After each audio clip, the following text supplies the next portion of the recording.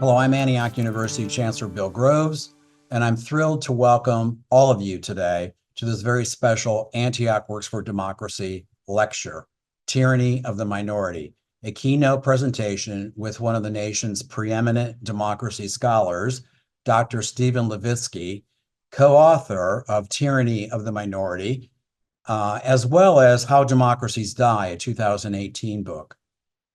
Before sharing more about Dr. Levitsky and this afternoon's talk, I'd like to share a little bit with you about our program.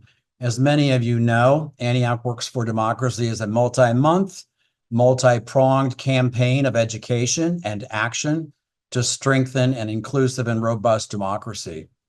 Over the past months, it has included voter registration drives, Get Out the Vote initiatives, a speaker series, panel discussions, days of action, and a special fund to support university and community engagement of all sorts to our Antioch University communities.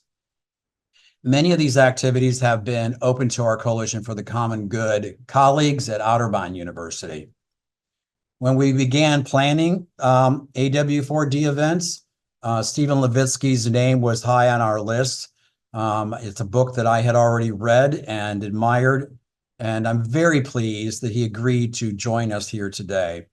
Stephen is a professor of political science at Harvard University with a strong research interest in authoritarianism and democratization.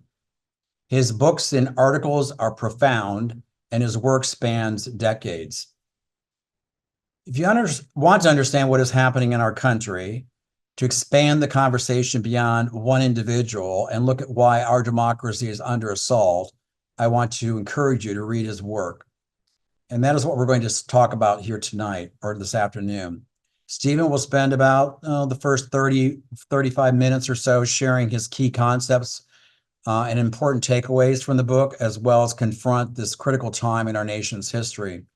We'll then open it up to some questions from the audience. For that purpose, we're going to use the Q&A function, which is at the bottom of your screen. We will not use the chat function. So if you have a question, please type it into the Q&A, and then Jasper Nighthawk is here on the panel. He'll sort through those questions and read them out to Stephen when we get to that point in the agenda. And we'll try to address as many of those questions as you might have. So Stephen, welcome to Antioch University. I'm honored to have you here, and I'll turn the microphone over to you. Thank you, Bill. It's an honor to be here. And I just want to add, if you have, insults for me, you could feel free to send those through the chat function. Okay. The United States is experiencing what political scientists call democratic backsliding. All of the leading global democracy indexes register a decline for the United States since 2016. Just to give one example, Freedom House has a global freedom index that scores all countries in the world from a low of 0 to a high of 100 each year. A decade ago, the United States received a score of 92 out of 100, which put it broadly on par with Japan, Canada, UK, Germany. Today, the US score is 83. That is tied with Romania. It is below Argentina. That may seem shocking to many Americans, but when you have widespread efforts to restrict access to the ballot, when you have violent threats against election workers, against elected officials, against prosecutors, against judges, and when you have an attempt by an incumbent president to overturn the results of an election and block a peaceful transfer of power, you fall to a point where Freedom House considers you less democratic than Argentina, because those things don't happen in Argentina. Now, this was not supposed to happen. Social scientists have discovered two seemingly rock-solid facts about democracies. One of them is that rich democracies never die. The wealthiest democracies ever to break down, Argentina and more ambiguously Hungary, had a per capita GDP of about $17,000 or $18,000 in today's dollars. The United States is 4 times richer than that. Second seemingly rock-solid fact is that old democracies never die. Democracies are not like people. They get more solid as they get older. So no democracy over the age of 50 is ever broken down. Even if we date the birth of U.S. democracy at 1965, when we achieved full suffrage, U.S. democracy was over 50 when Trump was elected. So we ought to be safe, but we're not. And in the book Tyranny of the Minority, Daniel Ziblatt and I try to understand, try to explain why we're not safe and why US democracy seems to be going off the rails. We argue that the US is undergoing an unprecedented transition to a truly multiracial democracy in which a majority ethnic group loses its dominant status. That transition, that transformation, has triggered an authoritarian reaction among a minority of Americans. But that's only part of the story. Our Constitution is exacerbating the problem by empowering that authoritarian minority. Let me take each of those problems in turn. The most imminent, the principal problem facing US democracy today is that one of our two political parties has abandoned its commitment to democracy. Political parties that are committed to democracy, that are committed to playing by democratic rules, arguably must do three things, three really basic things. They must accept the results of elections, win or lose. They must unambiguously and under all circumstances reject political violence. And they must break ties. They must break completely with violent or anti-democratic forces. The first two principles, accepting election results and rejecting violence, are pretty straightforward, but I want to spend a couple of minutes on this third principle, breaking with anti-democratic forces. Individual leaders, people like Donald Trump or other potential autocrats, can never kill a democracy on their own. They must have accomplices among mainstream politicians. These are what the Spanish political scientist Juan Linz called semi-loyal Democrats. Semi-loyal, this is small d Democrats. Semi-loyal Democrats look and act and talk like everyday politicians. But where they differ is how they respond to authoritarian threats that emerge on their own, in their own political camp. So when anti-democratic forces, when authoritarian forces emerge on their own flank, politicians who are committed to democracy always do three things. First of all, they publicly condemn all anti-democratic behavior, violent or anti-democratic behavior, even if it's done by their allies. Secondly, they expel anti-democratic forces from their ranks. They refuse to nominate them. They refuse to support their candidacies. And third, and importantly, they are willing to join forces with pro-democratic rivals from across the political spectrum in order to isolate and defeat authoritarian threats. This is Liz Cheney, Adam Kinzinger. Semi-loyal Democrats do none of these things. So rather than publicly repudiate anti-democratic behavior on their own flank, they downplay it. They may condone it or justify it, or in many cases, they simply remain silent. They didn't see the tweet. Rather than expelling anti-democratic extremists, semi-loyalists will tolerate them. They will accommodate them. They may even endorse their candidacy. And crucially, semi-loyalists refuse to work with ideological rivals to defeat anti-democratic extremists, even when democracy is on the line. Semi-loyalists generally are not trying to kill democracy. They're usually just ordinary politicians trying to get ahead. They're trying to stave off a primary challenge, maybe try to stay out of Sean Hannity's crosshairs. But semi-loyalists are crucial accomplices to authoritarian assaults on democracy, because when mainstream politicians tolerate or condone anti-democratic extremists, it normalizes them. The media start to treat them like ordinary politicians. Donors who once shunned them decide maybe it's okay to fund their campaigns. Leading consultants and pollsters start to return their phone calls. And of course, voters start to take them more seriously.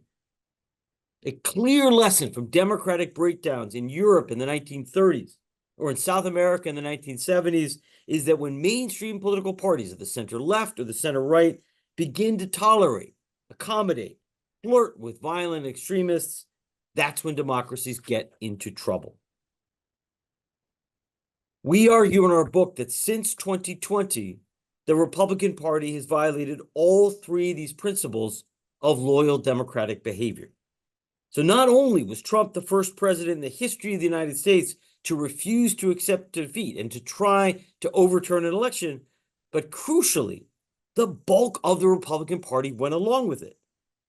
group, a Never Trump conservative group called the Republican Accountability Project, evaluated the public statements of all 261 Republican members of Congress, House and Senate, who are sitting in 2020 to see whether in their public statements they cast doubt on the legitimacy of the 2020 election.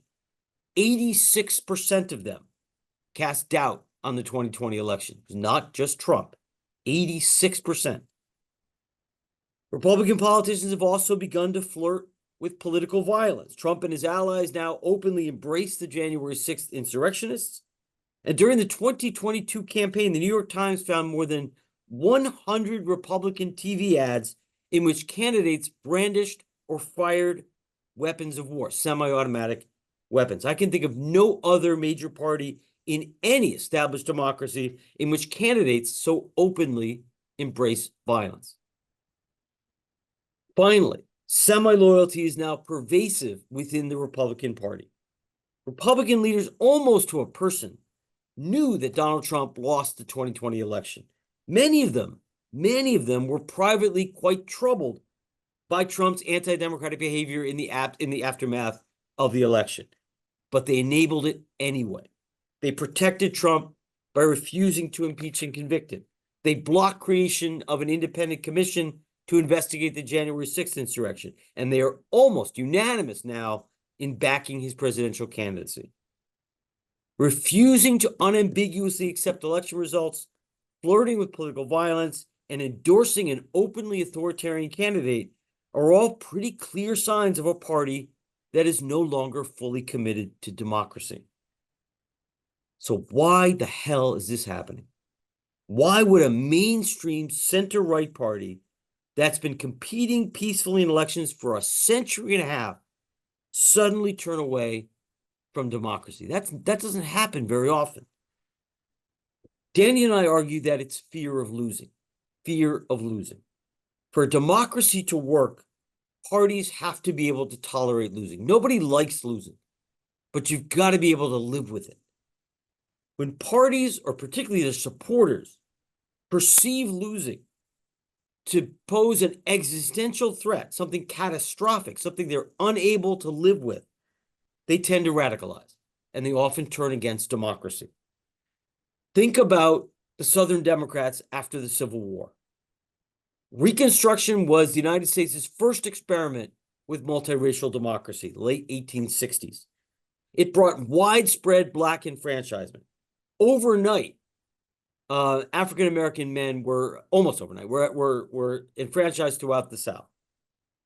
African-Americans were an outright majority or a near majority in every Southern state. So their enfranchisement terrified Southern Democrats and their supporters. Not only did Black suffrage threaten the Democratic Party's electoral dominance in the South, because most Blacks were not Democrats, but it threatened the entire racial order. And for many Southern whites in the 1860s and 1870s, that felt like an existential threat. So the Democrats abandoned any pretense of democracy. As one North Carolina Democrat declared, "We cannot outnumber the Negroes, and so we must either outcheat, outcount, or outshoot them." And that is exactly what the Democrats did. They used a combination of violence and election fraud to seize power across the U.S. South. They then entrenched themselves in power by using poll taxes, literacy tests, and other measures to wipe out African Americans' voting rights. So unwilling to lose, unwilling to contemplate electoral defeat, Southern Democrats stripped the right to vote from nearly half the U.S. population, ushering in 80 or so years of authoritarian rule in the South. We fear that something similar is happening to the Republican Party today. And the roots of this phenomenon lie in the civil rights revolution of the 1950s and 60s, America's second experiment with multiracial democracy. The civil rights reforms generated a fair amount of resentment among white voters, particularly in the South, which was overwhelmingly Democratic at the time. The Republicans were the minority party in the 1960s, but white resentment over civil rights, especially in the South, created an opportunity for the party to expand its base. So beginning with Goldwater, continuing with Nixon, continuing with Reagan, the Republicans systematically targeted racially conservative and eventually Christian white voters. And the strategy worked. Over the course of 30 or 40 years, a little more than a generation, Southern whites flipped from being overwhelmingly Democrats to being overwhelmingly Republican. And that transformed the Republican Party by the late 20th century into the party of white Christians. The Republicans have won the white vote in every presidential election since 1968, without exception. And because the US electorate was still overwhelmingly white and Christian back in the 1970s, the 1980s, the Republicans did, in fact, become a majority party. The Republicans won every presidential election between 1968 and 1988, except for the Watergate election of 1976. That's a pretty good run. But the strategy eventually ran into trouble because at the same time that the Republicans were becoming America's white Christian party, America was becoming less white and less Christian. The percentage of Americans who identified as white and Christian fell from 80% in 1976 to 43% in 2016. And that posed two threats to Republicans. First was electoral. It became increasingly difficult for an overwhelmingly white Christian party to win national majorities in the 21st century, which is why the Republicans have only won the popular vote for president once in Taylor Swift's entire lifetime. In 1980, Ronald Reagan won 55% of the white vote and translated that into a landslide 44-state victory. 32 years later, 2012, Mitt Romney won 59% of the white vote, an even larger share of the white vote, but still lost the election. When Republican leaders realized that they were winning the white vote but losing the American vote, they started to panic. But the problem went much deeper than just losing elections. For much of the Republican rank and file, for much of the Republican base, the United States' transition to multiracial democracy felt like an existential threat. White Christians are not just any group. For 2 centuries, white Christians occupied the top position in all of this country's social, economic, political, and cultural hierarchies. They were the politicians. They were the judges. They were the CEOs. They were the university presidents. They were the football coaches, the newspaper editors, the TV talking heads. In fact, all the way through my bar mitzvah, every single president, every single vice president, every single House Speaker, every single Senate Majority Leader, every single Chief Justice of the Supreme Court, every single Federal Reserve Chair, every single flippin' governor, every single Fortune 500 CEO, and every single Miss America was white, all the way through my bar mitzvah. All of that is ending rapidly and relentlessly and right before our eyes. The number of Black and Latino members of Congress has more than quadrupled since my bar mitzvah, from 28 in 1980 to 114 today. For the first time in the history of this country, the percentage of African Americans in Congress equals the percentage of African Americans in the overall U.S. population. In 1965, as you all know, all 9 Supreme Court justices were white men. Today, only 4 out of 9 are white men. Only 6 out of 9 are white. And the change extends way beyond politics. We see it in the growing presence of non-white and multiracial families on our TV and movie screens. We see it in mounting societal pushback against acts of racism. Think of the Black Lives Matter movement. And we see it in challenges in classrooms and in newsrooms to historical narratives that downplay or ignore America's racist past. The 21st century, the early 21st century, has seen an unprecedented assault on this country's racial hierarchies. But when your group has been at the top of a social hierarchy for 200, 250 years, challenges to that hierarchy can feel threatening. Losing one's dominant social status can feel like an existential threat. Many Trump voters feel like the country that they grew up in is being taken away from them. And that sense of loss has pushed many rank-and-file Republicans toward extremism. In a poll done, I think, 3 years ago, 56% of Republicans agree with the statement that the traditional American way of life is disappearing so fast that we may have to use force to save it. 56%. Now, the Republicans' radicalization would pose less of a threat if the US were like other democracies, where electoral majorities govern. Trump and MAGA have never, not for a single day, represented a majority of Americans. In fact, for the first time in the history of the United States, a majority of Americans in the 21st century embrace what I would call the core principles of multiracial democracy. They embrace diversity and they embrace racial equality. More than 60% of Americans, around 65% of Americans, now agree consistently in polls with the statement that the growing diversity of our society makes America a better place to live. A solid majority of Americans supported the Black Lives Matter protests of 2020. And a poll last year found that more than 60% of Americans think our public schools should teach kids about America's history of racism, even if it makes kids uncomfortable.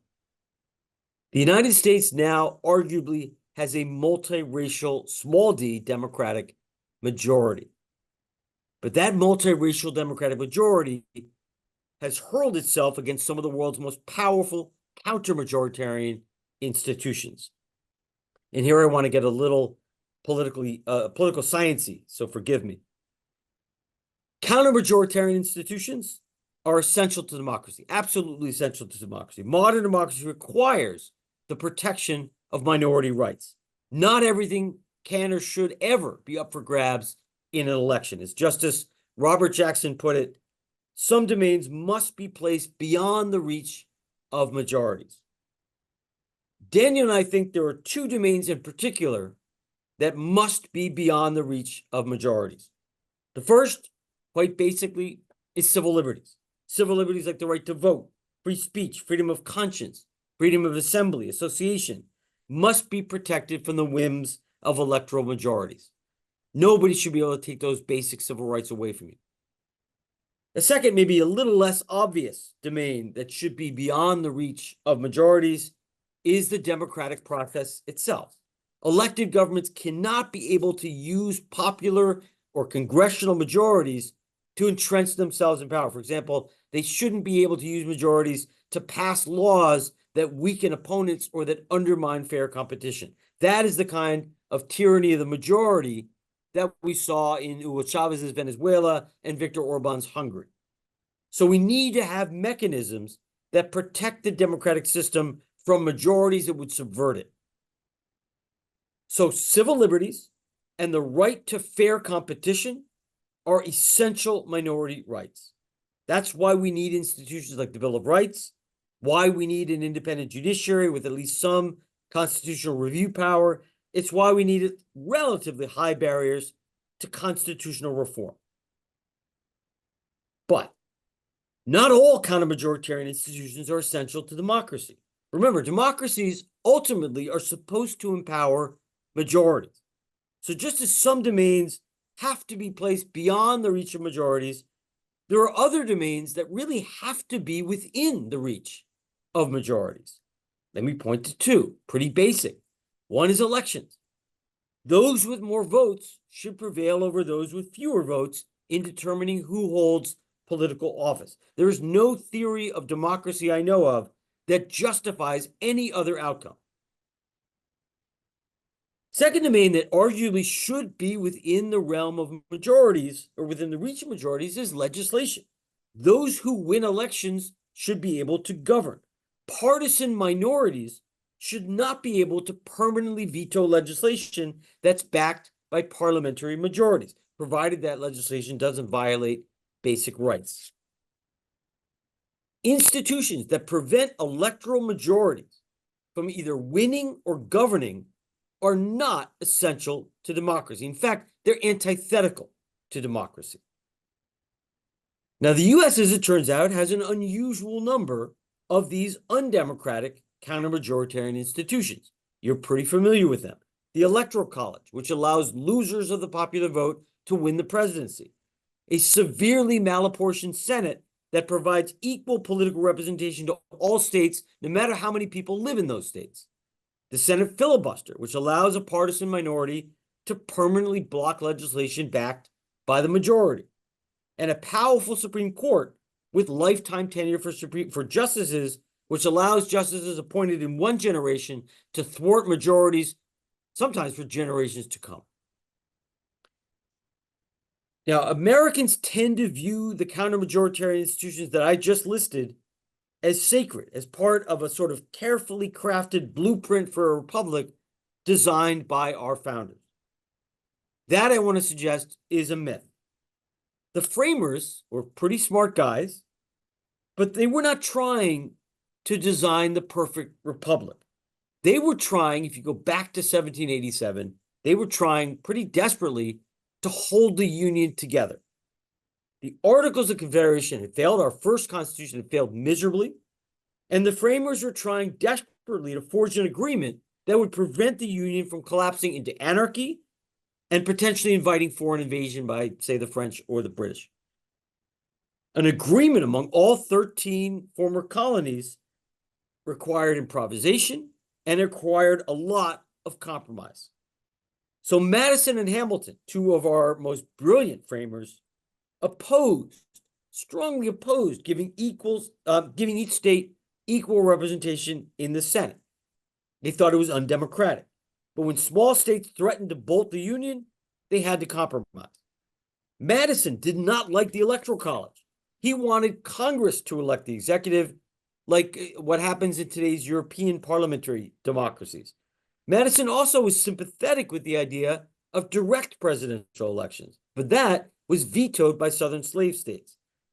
The Electoral College was an improvisation. It was a third best solution after all the other alternatives had been voted down. The Senate filibuster was also not part of the framers' vision. Hamilton and Madison adamantly opposed supermajority rules in Congress. And supermajority rules were not included in the Constitution. They were not included in the original Senate. The filibuster only emerged decades later, thanks basically to an oversight by Senate leaders who were cleaning up the Senate's rules. My point here is that key counter-majoritarian institutions, including the Senate and the Electoral College, were not a product of brilliant or far-sighted design by our framers. They were part of what comparative politics would call a negotiated pact, not unlike what occurred in democratic transitions in countries like Poland, South Africa, and Chile, where powerful undemocratic forces demanded extra protection as a condition for giving up power. But whereas most of the counter-majoritarian concessions that were made during the Polish, the South African, the Chilean transitions were temporary, were eventually dismantled, America's counter-majoritarian concessions were entrenched, and they became permanent features of our political system. And those permanent features, I want to suggest, now threaten our democracy. The concessions made to small states in 1787 built a bias into our political system. It overrepresented sparsely populated territories. The Electoral College favors sparsely populated states.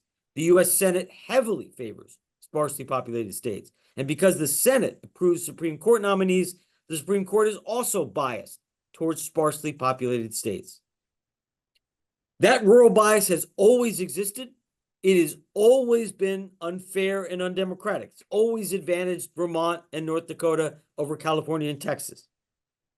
But that bias never seriously advantaged one party over another party, because for most of our history, for 200 years of our history, both major parties had urban and rural wings, so it sort of balanced out. It is only in the 21st century that U.S. parties has split along urban-rural lines.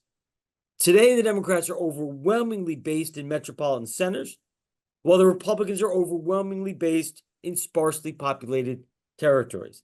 That gives the Republican Party, through no fault of its own, a systematic advantage in the Electoral College, in the Senate, and the Supreme Court, which allows the Republican Party to win and to hold national power without winning electoral majorities, without winning national electoral majorities. some data, most of which you're probably aware of. Republicans have won the popular vote for president once since 1988, yet they've controlled the presidency for half of the 21st century. A popular majority was not enough for Joe Biden to win the presidency in 2020. He had to win the popular vote by at least 4 points. Had he won the popular vote by 3 points, Trump would have been reelected. Same thing is arguably happening in 2020. According to Nate Silver, if the election were held today, Kamala Harris would very likely win the popular vote, but Trump has a 50-50 chance of winning the presidency. The Senate's even more skewed. Senators are elected to staggered 6-year terms with 1/3 of the chamber up for election every 2 years. That means that it takes 3 elections for over a 6-year cycle to fully renovate the Senate. Democratic Party has won the overall popular vote in every 6-year cycle in the 21st century. Every 6-year cycle since 2000. And yet the Republicans have controlled the Senate for nearly half that period. In recent years, it fluctuates year to year, but in recent years, the Democrats have had to win the popular vote by about 5 points to retain control of the Senate. So even if the Democrats consistently won 51, 52% of the popular vote for Senate, the Republicans will retain control of the Senate. The composition, not animated enough. The composition of the Supreme Court is even more skewed. 4 out of 9 Supreme Court justices were confirmed by senators representing less than half the population. 3 of them were nominated by a president who lost the popular vote and were confirmed by senators representing less than half the U.S. population. This is minority rule. Think about it. In 2016, the loser of the popular vote won the presidency, and the party that won fewer votes for Senate won control of the Senate. That president and that Senate went on to fill 3 Supreme Court seats, dramatically transforming the composition of the court. If electoral majorities determine control of the presidency and the Senate, like in other democracies, the U.S. Supreme Court would have a 6-3 liberal majority today. Now, minority rule is a uniquely American problem. In no other established democracy can partisan minorities thwart electoral majorities as consistently or as consequentially as in the United States. Why is that the case? You go back a couple of centuries in history, counter-majoritarianism used to be widespread. Back in the 19th century, Europe, Latin America had all sorts of undemocratic institutions. They had monarchies with real power. They had entirely unelected legislative chambers. They had electoral colleges. They had all sorts of filibuster-like mechanisms through which parliamentary minorities could thwart majorities. But over the last century, the last 120 years, other democracies across the world have gradually shed their pre-democratic institutions. Britain dramatically weakened the House of Lords, stripping it of its veto power. Denmark, Sweden, New Zealand, Portugal got rid of their undemocratic upper chambers, their Senate-like bodies. Germany, Austria, and Belgium democratized their Senates by making them more proportional to the population. Britain, Canada, France, and other democracies established cloture rules allowing simple majorities to end parliamentary debate, thereby avoiding any kind of filibuster. All European and Latin American democracies established term limits or retirement ages for their Supreme Court justices, and every other presidential democracy on the face of this earth got rid of its electoral college. Argentina was the last one in 1994. So other democracies across the world have become more democratic over time. They've eliminated the 18th and 19th century institutions that allowed minorities to systematically thwart majorities. Only the United States has retained most of its pre-democratic institutions. So today, the U.S. is the world's only presidential democracy with an electoral college. We have the most malapportioned Senate in the world, except for Argentina and Brazil. No other democracy allows a congressional minority to routinely veto legislation backed by a majority. And the United States is the only established democracy with lifetime appointments to the Supreme Court. We need to democratize American democracy. In our book, Ziblatt and I propose 15 reforms that would help to ensure that electoral majorities actually win power and actually govern. That includes basic things like a constitutional right to vote, automatic voter registration. It includes abolition of the Electoral College. It includes democratization of the Senate by eliminating the filibuster and giving more populous states greater representation. And includes term limits for Supreme Court justices. These are not radical reforms. These are institutions that already exist in most other democracies, making it easier to vote, abolishing the Electoral College, eliminating the filibuster, establishing term limits for the Supreme Court would simply bring the United States in line with other established democracies around the world.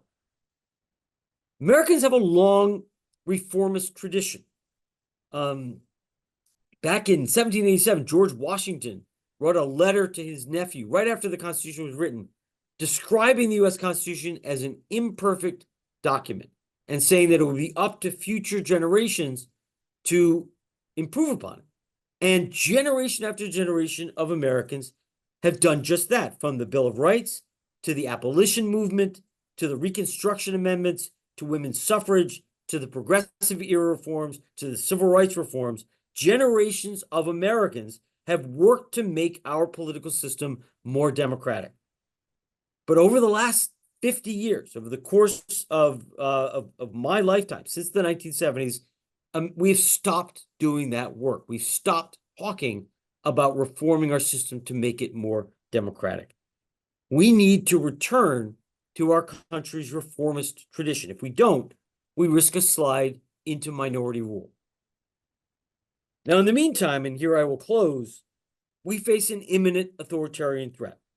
Donald Trump has been very clear about what he will do if he returns to the White House. He tells us he will purge the Justice Department, pack it with loyalists, and then use it as a weapon to investigate and prosecute his rivals.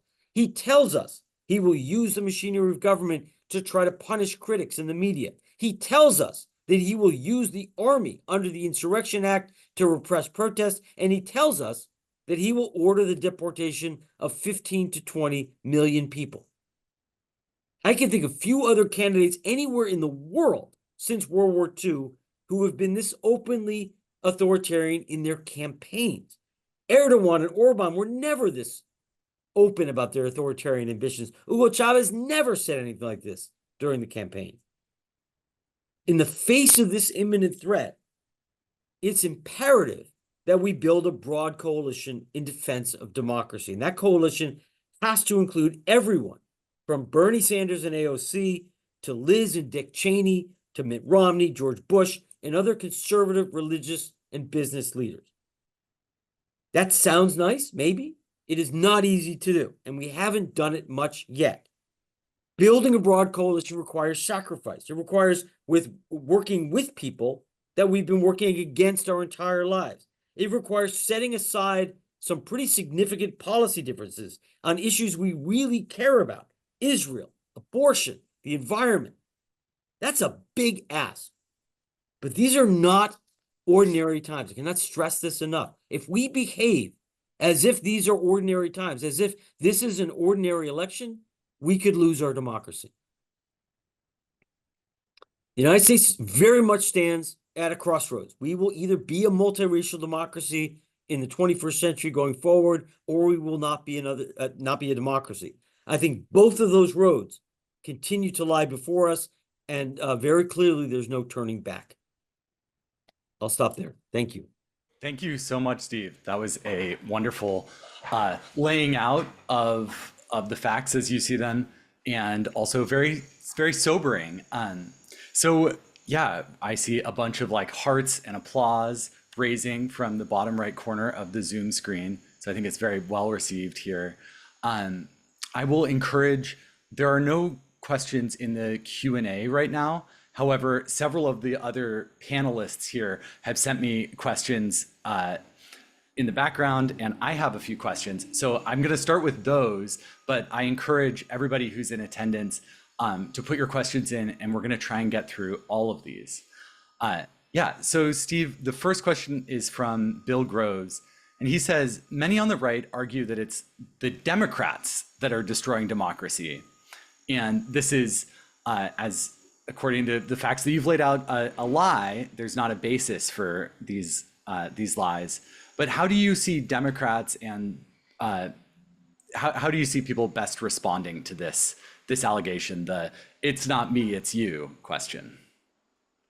Yeah, no, that's an important point. And we've heard this increasingly from JD Vance and others, and from Trump as well. Again, I would go back to the criteria for democratic behavior. The cardinal rule for democratic behavior, I think just about any scholar of democracy agrees, is accepting election results, win or lose.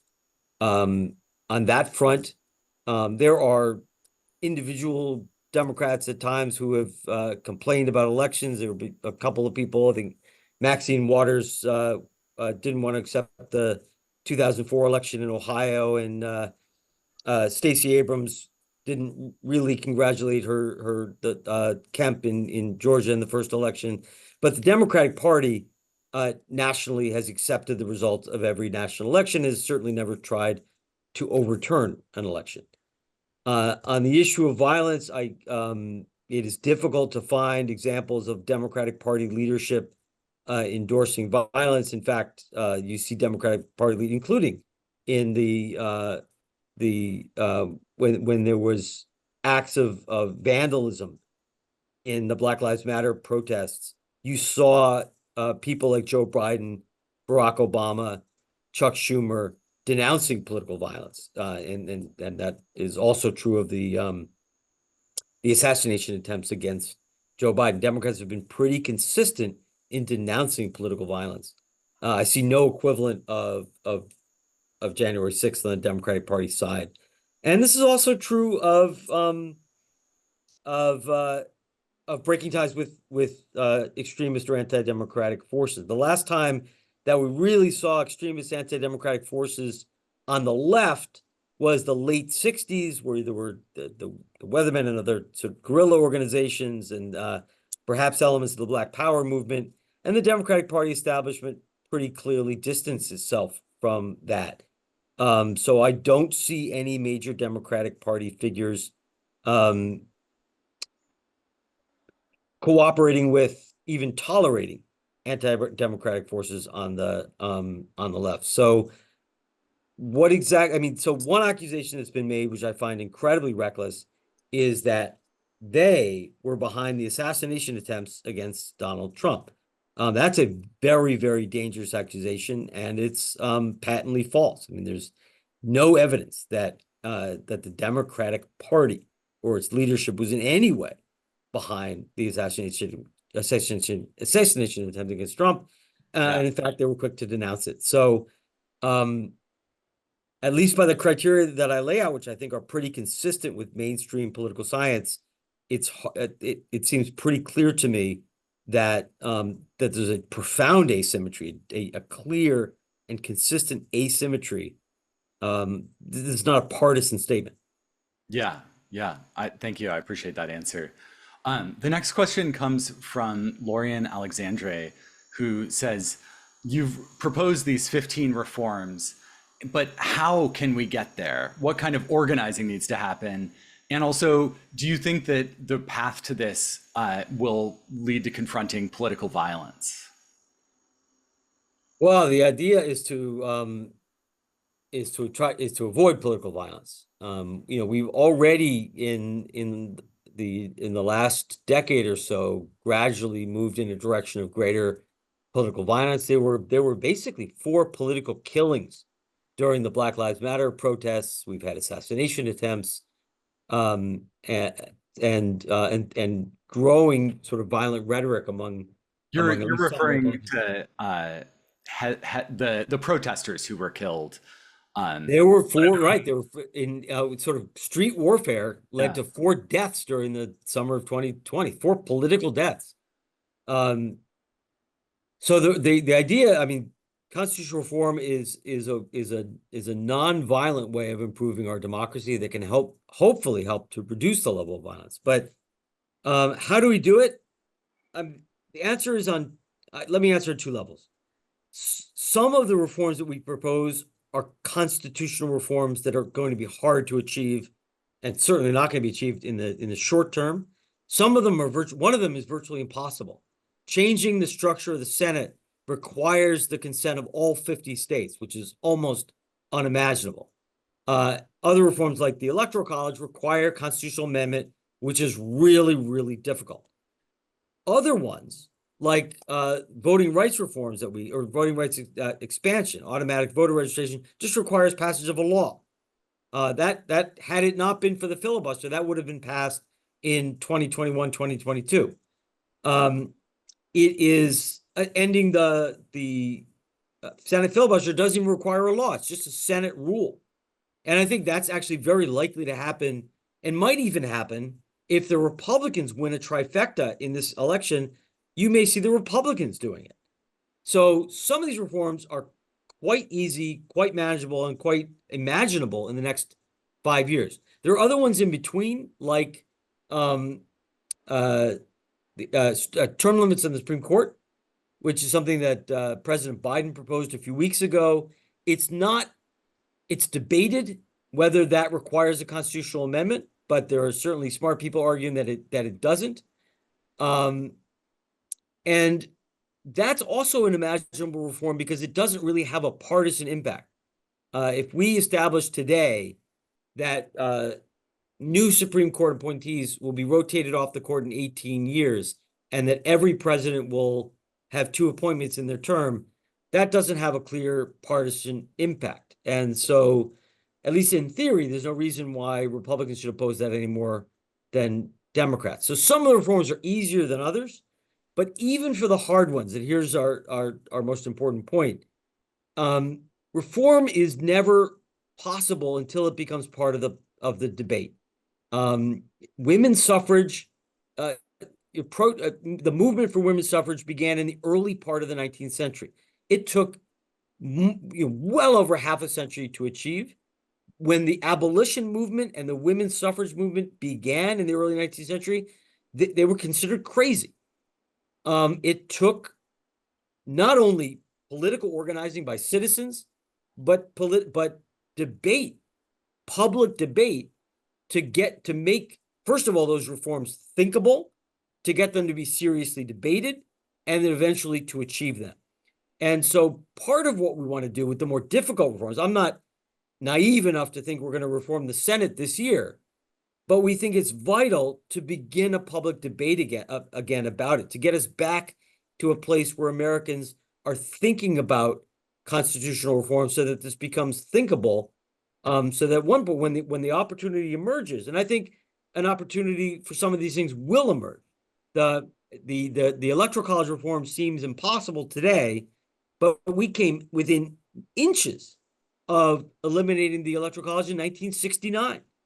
And that was a time when the Electoral College didn't have a clear bias in favor of one party or another. There's a world within 5-10 years in which the Electoral College no longer is biased towards Republicans, and that's the moment to strike. That's the moment to make the reform.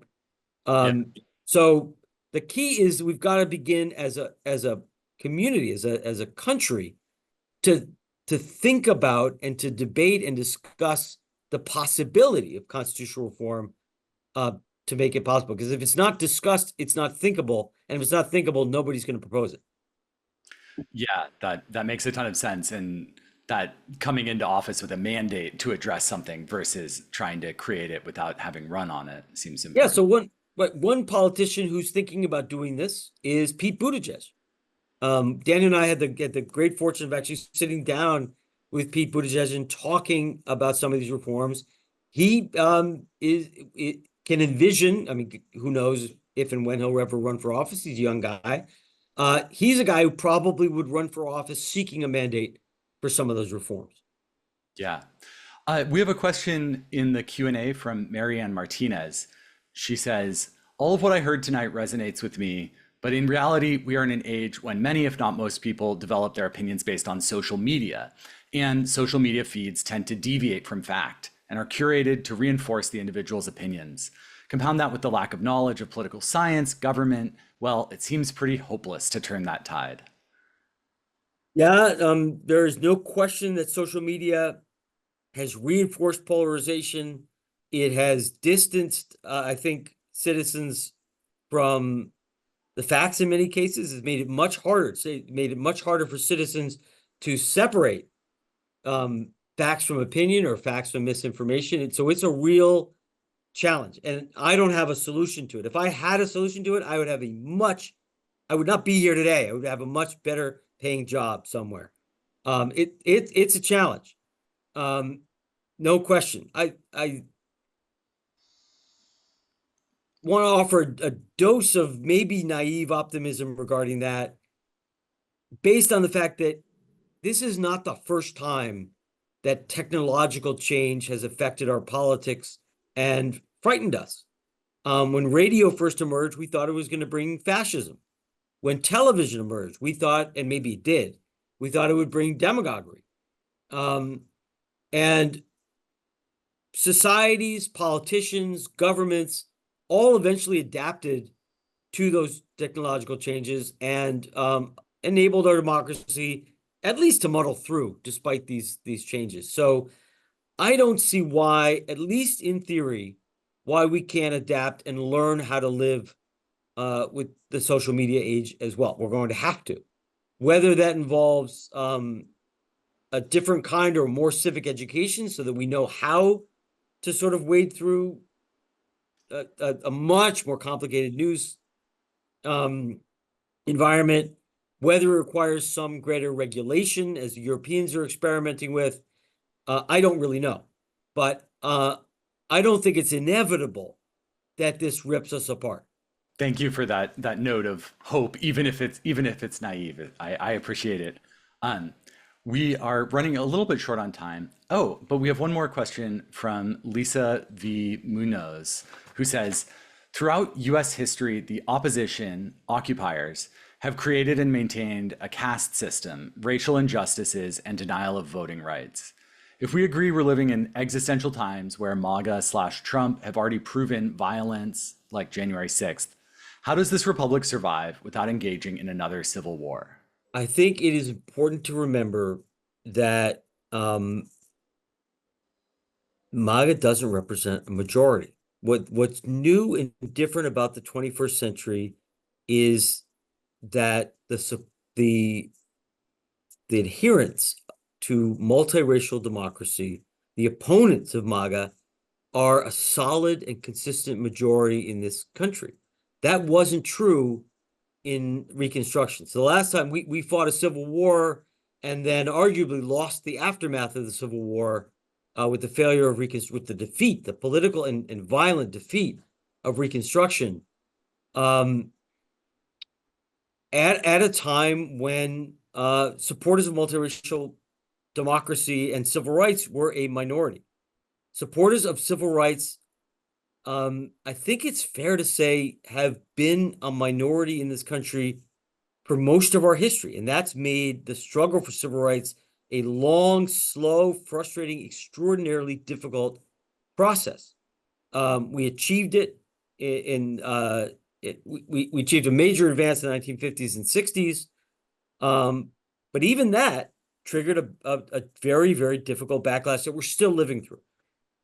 But the numbers have changed, and in part because the demographics of this country have changed, but also because there is a pretty good sized white population, mostly college educated, mostly urban, mostly secular, but fairly numerous, that is on board with this project of multiracial democracy. So the numbers have shifted, and the greatest economic power and economic dynamism resides precisely in the places that are most supportive of multiracial democracy. So I'm not talking about a civil war, but in a long Cold War, a political battle, do you want to be rural Oklahoma or New York City, California, Boston, Philadelphia, the Chicago, the centers of cultural and economic power in this country are on the right side for the first time in this battle. So it's not going to be easy. It's going to be slow. It's going to be as all political changes in the United States. But I think this is a battle that the forces of multiracial democracy can win, and can win through the legal process, can win legally through elections and through institutions without violence. I'm not discarding that violence could happen. I think violence is a tool for those who are losing politically. So it is almost certainly MAGA that will employ violence as a strategy. But I think they can be defeated. That is a wonderful, strikingly optimistic note to end on. So on behalf of everyone here, Steve, thank you so much for taking your time to come talk with us today. And for everybody, I want to remind you, the Antioch Book Club for Democracy this month has picked Levitsky and Ziblatt's book, Tyranny of the Minority, which we've been hearing about here today. So you're joined, that's next Wednesday at 7 p.m. Eastern, 4 p.m. Pacific time. And yeah, there's not a requirement that you finish that book to attend that conversation. I'm going to drop that link in the chat. So stick around for a second if you want that. And otherwise, yeah, thank you so much. Thanks so much for your questions. Best of luck.